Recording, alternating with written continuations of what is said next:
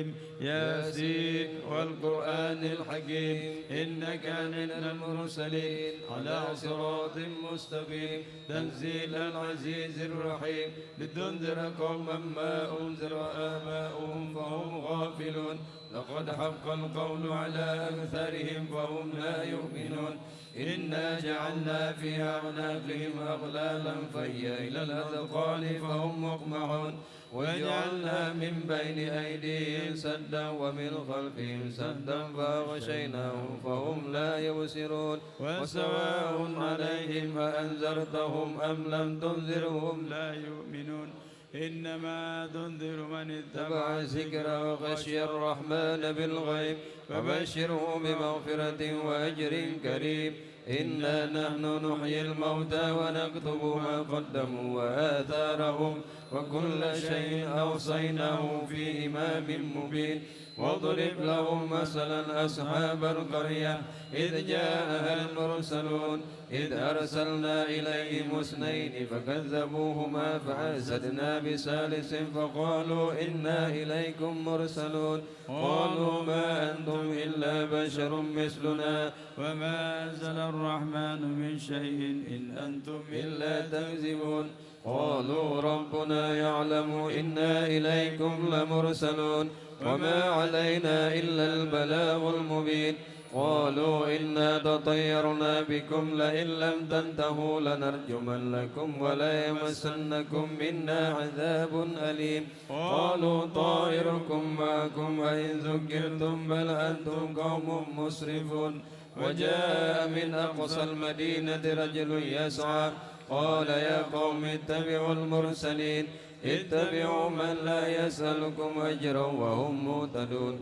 وما لي لا أعبد الذي فطرني وإليه ترجعون أأتخذ من دونه آلهة إن يردني الرحمن بضر لا تغني عني شفاعتهم شيئا ولا ينقذون إني إذا لفي ضلال مبين إني آمنت بربكم فاسمعون قيل ادخل الجنة قال يا ليت قومي يعلمون بما غفر لي ربي وجعلني من المكرمين وما أنزلنا على قومه من بعده من جند من السماء وما كنا منزلين إن كانت إلا صيحة واحدة فإذا هم خامدون يا حسرة على العباد ما يأتيهم من رسول إلا كانوا به يستهزئون ألم يروا كم أهلكنا قبلهم من القرون أنهم إليهم لا يرجعون